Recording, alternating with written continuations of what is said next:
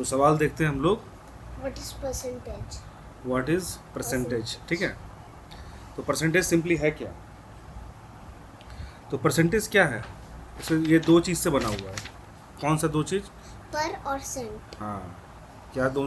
ये है दो चीज़, दो है, ये दो चीज़ से बना हुआ है। एक है पर और एक है सेंट। ठीक है, सेंट का मतलब क्या होता है? 100। और पर का मतलब ईच, या फिर बोल भी सकते हो for each, for every. So for every बोल सकते हैं।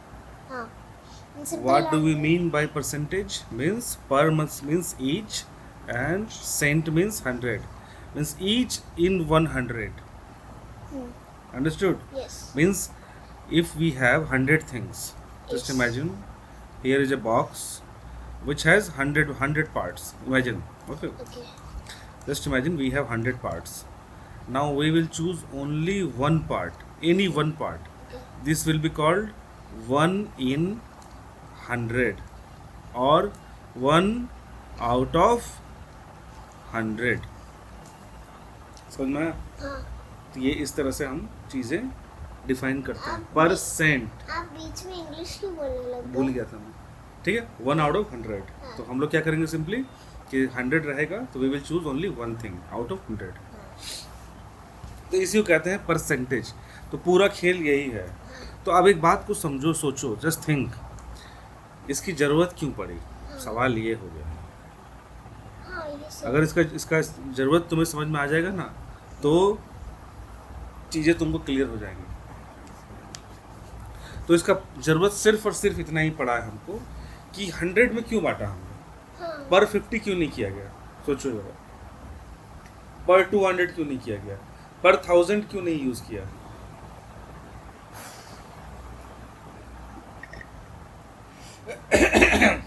एक्चुअली पर 50 भी कर सकते हैं हम लोग, पर 200 भी कर सकते हैं, कोई दिक्कत नहीं था।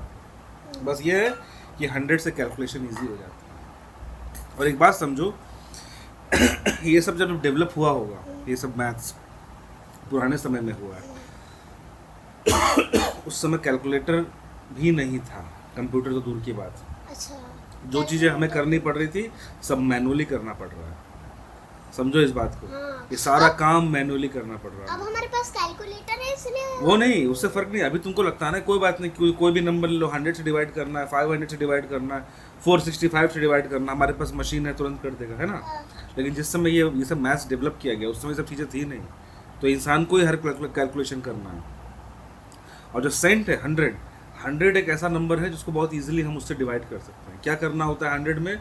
डबल जीरो है, डेसिमल में 2 घसका देना होता है। जिस तरह फॉर एग्जांपल हम क्या बोल रहा हूँ, तो 10 भी तो ले सकते हैं है ना? 10 भी ले सकते हैं, लेकिन एक घसका 10 किसी कारण से नहीं, 1000 भी ले सकते थे, 1000 किसी कारण से नहीं लिया गया। तो जैसे 10 भी ले सकते हैं, 100 भी ले सकते हैं, 1000 भी ले सकते हैं, 10,000 भी ले सकते हैं, ठीक है। लेकिन अब हम उसमें से ऐसा चीज़ लेंगे जो सबसे, एक तो कैलकुलेशन में ईजी हो, और एक जो सबसे ज़्यादा उसका एप्लीकेशन बहुत ईजिली मिल जा रहा था हम लोग को। ये तुम जब क्वेश्चंस करोगे तब तुमको समझ में आएगा, अच्छा 100 किसी कारण से लिया गया, 1000 किसी कारण से। वैसे 1000 भी इस्तेमाल होता है, ऐसा नहीं है, लेकिन हम जनरली 100 यूज़ करते हैं डे टू डे लाइफ में और मैक्सिमम जगह, ठीक है। मैक्सिमम। तो अब इसको इस तरह समझो कि 100%, ये कॉन्सेप्ट ही क्यों आया। इस कॉन्सेप्ट को अगर समझ जाओगे ना तो बहुत सारा मैथ्स तुमको क्लियर होगा कि आखिर ये कॉन्सेप्ट लाया क्यों गया। सवाल ये है। अब इस चीज़ को समझो, जस्ट इमेजिन करो इसको। मैं एक सिंपल एग्जांपल तुमको देता हूँ, ठीक है। सिंपल एग्जांपल ये है कि ये एक्सपैंड क्यों नहीं हो रहा है। अब जस्ट इमेजिन करो कि एक सिचुएशन ऐसा है, इसको मिटाओ और ये लेते हैं। हाँ, जस्ट इमेजिन करो कि इरेजर है सर, ठीक है, अरे यार, हाँ, 2 स्टूडेंट हैं, ठीक है, 2 स्टूडेंट हैं। एक ने मार्क्स लाया, फिर क्यों चूज, हाँ, एक ने मार्क्स लाया, कह सकते हो कि 200, और एक ने मार्क्स लाया 300। बोलो किसने बेटर किया? ये 300 वाले ने। 300 ने बेटर किया ना। हाँ। लेकिन अब एक सवाल ये आ गया कि जो 200 ये लेके आया, ये बार बार ये क्यों आ जा रहा है, ये जो 200 जिसने लाया वो उसका जो जिसने पेपर दिया था, कुछ दिक्कत है क्या इसका टच में, ये जो लेके आया है इसका जो पेपर था वो 500 मार्क्स का था, मैंने जो टोटल एग्जाम था वो 500 नंबर का पेपर था जिसमें 200 लाया, और इसका था 1000 मार्क्स का। समझ में आया कि इसने जो पेपर दिया था, इसने जो पेपर दिया था वो टोटल 1000 मार्क्स का था, टोटल क्वेश्चंस, जिसमें ये कितना लेके आया है 300, और इसने जो पेपर दिया वो टोटल कितने मार्क्स का था 500, जिसमें ये मार्क्स लेके आया 200। अब ये बताओ दोनों में से कौन सा बेटर है? अब ये 200 वाला है। क्यों? क्योंकि ये इतने से मार्क्स के लिए ये लाया है और इतने सारा मार्क्स के लिए ये लाया है। हाँ। तो बात को समझ में आया? हाँ। मतलब ये नियर ही है बट ये तो बहुत दूर है। तो इससे हमें क्या क्लियर हुआ कि हम केवल एक चीज देखकर गैस नहीं कर सकते कि क्या सही है क्या गलत है, केवल हम मार्क्स देख के हम नहीं बोल सकते कि क्या सही है क्या गलत है। केवल हम 200 जो है यहाँ पर इसको देखकर नहीं सोच सकते कि अच्छा ये 200 लाया तो कम लाया और ये 300 लाया तो ज्यादा लाया। मुझे लगा कि वो एक क्लास में पढ़ते हैं। ठीक है, मैंने समझ में आया कि हमें ये देखना पड़ता है, इसको कहते हैं कॉन्टेक्स्ट। तो यहाँ से एक क्या चीज आया, अरे क्या हो गया पेन को बेकार,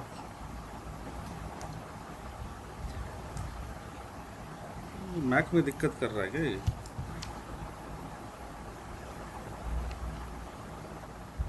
तो ये ओवरऑल हम यहाँ पे क्या चीज़ चेक कर रहे हैं, कॉन्टेक्स्ट। कॉन्टेक्स्ट क्या है कि अगर हमने कुछ चीज़ से सॉल्व किया, ठीक है, तो ये चीज़ हमें पता होना चाहिए किसके रेफरेंस में हम ये बात कर रहे हैं, ठीक है, किसके रेफरेंस में। तो अब ये सवाल हुआ, तो यहाँ तो तुमको सिंपल दिख रहा है कि अच्छा 300 आउट ऑफ 1000 और 200 आउट ऑफ 500, तो तुम शायद पकड़ ली कि अच्छा ये है 200 आउट ऑफ 500 और ये है 300 आउट ऑफ 1000। तो हम यहाँ एक कंपैरिजन कर सकते हैं जो हमने पढ़ा है कि फ्रैक्शन कंपैरिजन, कि कौन सा फ्रैक्शन बड़ा है कौन सा छोटा है। हाँ। है? तो क्या करते हैं हम लोग, क्रॉस मल्टीप्लिकेशन करते हैं, याद आया? हाँ। इसको इससे मल्टीप्लाई करते हैं और इससे इसको मल्टीप्लाई करते हाँ। हैं। तो यहाँ पे 200 मल्टीप्लाई बाई 1000 में क्या 3 जीरो और लग जाएगा। हाँ। और यहाँ पे क्या होगा 5 3 15 और 2 जीरो 2 जीरो 1 2 3 4, ठीक है। तो यहाँ देखो क्या 1 2 3 4 1 2 3 4, तो ये है 20, उसके बाद 4 जीरो और ये है 15 और 4 जीरो, कौन बड़ा हुआ? तो ये बड़ा हुआ। तो हमें मालूम पड़ेगा कि ये विनर है, ये हमारा क्या हो गया विनर। लेकिन देख के ऐसा लग रहा है कि अच्छा 300 वो लेके रखा है और ये 200 ही रखा है, लेकिन विनर हमें मालूम पड़ रहा है कि फ्रैक्शन से हमको मालूम पड़ा कि नहीं ये 200 आउट ऑफ 500 है और ये मात्र 300 आउट ऑफ 1000। बट अगर यहाँ पर 500 दोनों में 500 है तब अलग बात है, तब तो हम यहाँ पे ये बोल सकते हैं ना कि अच्छा 300। तुम ये वाला कंडीशन बोल रही हो कि 200 आउट ऑफ 500 और फिर 300 आउट ऑफ 500, तब तो बिल्कुल सही है। अगर बेस देखो सेम हो गया, अगर बेस सेम हो गया तब तो कोई दिक्कत नहीं, तब तो ऊपर वाला ही चेक कर लो। हाँ, हमारा जनरली स्कूल में मुझे लगा ये क्लास क्योंकि क्लास में वो होता है, हाँ, ठीक है। तो यही चीज़ है, मैं ये क्यों अलग अलग लिया कि कभी कभी most of the time real life में हर जगह जरूरी नहीं है कि सब सेम चीज़ में ही कंपैरिजन हो रहा है। अलग चीज़ में कंपैरिजन हो गया तो क्या करोगे उस समय, सवाल यहाँ पे उठा। अगर सेम जगह हो रहा है तब तो कोई दिक्कत नहीं, तब तो मुझे आउट ऑफ 500 बोलने की भी जरूरत नहीं है, मैं खाली इतना बोल दूंगा ये 200 लाया या 300 लाया, यहीं से मालूम पड़ जा रहा है कि अच्छा कौन बेटर है कौन खराब है। और मैं बोलती कि वो लोग उनका मार्क्स जो है वो सेम ही है, मतलब हाँ। जो पेपर है। समझ में आया? तो यहाँ से क्या मालूम पड़ रहा है कि कुछ कारण था कि हमें ये चीज़ यूज़ करना पड़ा, नहीं तो हम नहीं करते। हाँ। क्लियर? तो ओवरऑल हमें क्या ओवरऑल मालूम पड़ रहा है कि अच्छा हमें कॉन्टेक्स्ट की ज़रूरत है। ये जो है ना ये कि आखिर किससे रेफरेंस फ्रेम, इसको इस तरह समझो कि रिलेटिव टू व्हाट। जैसे फॉर एग्जांपल मैंने एक सेंटेंस बोला कार इज़ बिग, मैंने एक सेंटेंस बोला, समझो बात को। मैंने एक बोला ये कार इज़ बिग, मैंने ये बोला। अब ये सेंटेंस सही है गलत है बताओ? गलत है। क्यों? क्योंकि इसमें पहले द आएगा ना। क्या द? पहले द आएगा, द कार इज बिग। वो जरूरी नहीं है, जरूरी नहीं है। मैं सिंपली एक बोल रहा हूँ, तो कार इज बिग, ठीक है। अब ये बताओ, ये बिग बोल रहा हूँ, सही बोल रहा हूँ कि गलत बोल रहा हूँ? वो मुझे नहीं पता। अब ये कार छोटा भी हो सकता है, बड़ा भी हो सकता अब मैं ये बोल रहा हूँ car is big compare to bus. अब ये सेंटेंस सही है गलत है? गलत है ना? हर कार बस से छोटा ही होगा। अब मैंने यहाँ किया car is big compared to cycle. हाँ ठीक है, ये ट्रू है। तो यानी एक चीज समझो, ये जो बिग वर्ड यूज किया गया, ये इसका मैटर, इसका वैल्यू खत्म हो जाता है अगर हम कंपेयर वाला शब्द यूज ना करें। Compare to what? लेकिन कहते हैं ना कि रिच, तो रिच कंपेयर टू हुम? अमीर तो किससे अमीर? हो सकता है कि मेरे पास 10 करोड़ रुपए हो, मैं बोलूँ मैं अमीर हूँ, पर मेरे से जो ज़्यादा अमीर है उसकी तुलना में तो मैं गरीब हुआ ना। समझो इस चीज़ को, हाँ, है ना? हाँ, इनसे मैं मान लेते कि मैं बोलूँ कि मेरी हाइट इतनी है, मैं टॉल हूँ, हाँ, तो टॉल कंपेयर टू हुम? हमें कंपैरिजन चाहिए। हाँ, compared to जैसे एक लड़के ने हाँ, समझ गए ना क्या बोलना चाह रहा हूँ? ओवरऑल कि कंपैरिजन जरूरत है कि ऐसे कार इज बिग, ये सही भी है गलत भी है अगर हम कंपैरिजन सही दें तो। कि कार इज बिग बस से गलत है, कंपेयर टू साइकिल सही है। तो इन द सेम वे हमें एक चीज़ मालूम पड़ रहा है कि अच्छा कॉन्टेक्स्ट की ज़रूरत पड़ती है कंपैरिजन की, इसीलिए परसेंटेज आया। तो हमने परसेंटेज, ये इतना चीज़ क्यों बताया मैंने? कंपेयर, ये परसेंटेज वही चीज़ है, कंपेयर टू 100। ओवरऑल बात ये हो रही है। तो हमने यहाँ पे क्या नियम रखा? हमने सिंपली ये बोला कि ठीक है, अब जो भी आए, ये एक स्कूल से आया था, ये स्कूल 1 से था, ये स्कूल 2 से था, हमको कोई फ़र्क नहीं पड़ता। हम इन दोनों को आपस में कंपेयर नहीं करेंगे। हम इन दोनों को किससे कंपेयर करेंगे पता है तुमको? हम बोल रहे हैं कि जो स्कूल वाला 1 था और ये स्कूल 2 का जो बंदा था, हमने बोला कि हम इन दोनों को कंपेयर किससे करेंगे? वो जो टोटल मार्क्स उनके पेपर से 100 से करेंगे। हमारा चीज़ ही खत्म हो गया। ये जो मैं बता रहा हूँ ना बेटा, ऐसा किसी बुक में तुमको नहीं मिलेगा। ये अलग चीज़ बता रहा हूँ तुमको, किस तरह से परसेंटेज डेवलप हुआ। समझो बात को कि अब हम क्या कर रहे हैं यहाँ पे? हम बोल रहे हैं कि ठीक है, इनको हम आपस में कंपेयर नहीं करेंगे, हम इनको कंपेयर करेंगे आउट ऑफ 100। ये स्टूडेंट जो 1 है, इसको हमने क्या कंपैरिजन, इसका मार्क्स जो है 100 से कंपैरिजन किया, और जो स्टूडेंट 2 है, इसका जो मार्क्स है, ठीक है, इसका जो मार्क्स है उसको हमने किससे कंपेयर किया? 100 से। अब जो रिजल्ट आएगा उससे हमको मालूम पड़ जाएगा कौन हीरो है कौन जीरो है। समझ में आया? तो हम सिंपली बोलेंगे कि ठीक है, 200 मार्क्स वो लाया है बच्चा, ठीक है। इसको यहाँ पे फिर समझो, एक बच्चा बोला 200 लाया हूँ मैं आउट ऑफ 500, और एक बच्चा बोल रहा है मैं 300 लाया हूँ आउट ऑफ 1000। ठीक है, कोई डाउट नहीं यहाँ पे। हम आपस में इनको नहीं कंपैरिजन करेंगे, हम सिंपली बोलेंगे कि तुम ठीक है स्टूडेंट 1, तुम एक काम करो, बताओ तुम्हारा जो मार्क्स है कंपेयर टू 100 कितना है वो बताओ मुझको, और स्टूडेंट 2 तुम बताओ तुम्हारा जो मार्क्स है कंपेयर टू 100 कितना है। और जितना मार्क्स तुम्हारा रहेगा और जिसका वैल्यू ज़्यादा बड़ा रहेगा हम उसको विनर बोलेंगे, उसको बड़ा बोलेंगे, ठीक है। तो आउट ऑफ 100। तो अब इसको सिंपली इस तरह समझो, खाली सिंपल फ्रैक्शन से समझाता हूँ, ठीक है। बाकी मैं डिटेल में जो इस किताबों में जिस तरह लिखा हुआ है, सॉल्व जिस तरह करते हैं वो बाद में आएगा, लेकिन कॉन्सेप्ट समझना जरूरी है कि क्यों बना था ये, ठीक है। तो सिंपल एक चीज़ जान के रखो कि जस्ट अब कैसे हम निकालेंगे।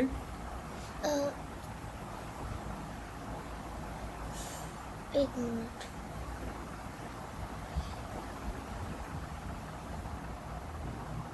तो सिंपली यहाँ पे इस तरह किया जाता है कि इसको इस तरह समझो। अरे ये प्रॉब्लम कर रहा है। जैसे मान लिया हमने ये एक बॉक्स था जिसमें टोटल 500 ये चीज़ें रखी हुई थी, देखो 5 ब्लॉक कर दिया ना, 1 2 3 4 5, जिसमें से इसने जीता कितना? 2 जीता, ठीक है। और जो ये बंदा है इसने क्या किया, इसने बोला कि इसके पास बॉक्स है और उसमें कितने पार्ट्स हैं? 10 10 10 ना, हाँ 10। ठीक है, इतना है। और इसने कितना जीता? 3। इसने जीता है 1 2 3। तो हमको ये पता करना है कौन सा बेटर है। तो अब हम इसका इसमें कितने बॉक्सेस थे? 5। 5 इसमें कितने थे? 10 10। मतलब मैं बोल रहा हूँ कि इसमें टोटल 500 है, इसमें 1000 है। अब हमने बोला कि अब इसमें हमको 1000 और इससे कोई मतलब ही नहीं है। हमने क्या बोल दिया कि हम ये पूरा को क्या मानते हैं? 100। मतलब ईच ब्लॉक को हम 100 मान। टोटल जितना तुम्हारा था, तुम्हारा 500 था, हम 100 मानेंगे। तुम्हारा 1000 था, हम 100 मानेंगे। तुम जो भी लेके आओ हम 100 ही मानेंगे उसको। ठीक है, हम क्या मानेंगे? 100। अब ये बताओ कि ये देखो 100 था। अब मैं नेक्स्ट क्लास में इसके बारे में आगे डिटेल में जाऊंगा कैसे करेंगे, ठीक है। लेकिन बस ये वीडियो, ये जो तुमको समझाया मैंने, ये सिर्फ एक कॉन्टेक्स्ट तुमको बताया कि परसेंटेज कैसे आया और क्यों आया। अच्छा, ठीक है। सवाल तो ये होता है ना कि क्यों लेके आए सबसे हम। बड़ा सवाल है ये। कि अगर एक बार मुझे मालूम पड़ गया कि क्यों आया, तो उससे तुमको ये समझ में आएगा कि परसेंटेज यूज़ कहाँ करना है बार बार। क्योंकि कोई प्रॉब्लम होगा, समझो बात को, परसेंटेज का एक चीज़ समझो, कोई प्रॉब्लम किसी ने फेस किया होगा, है ना।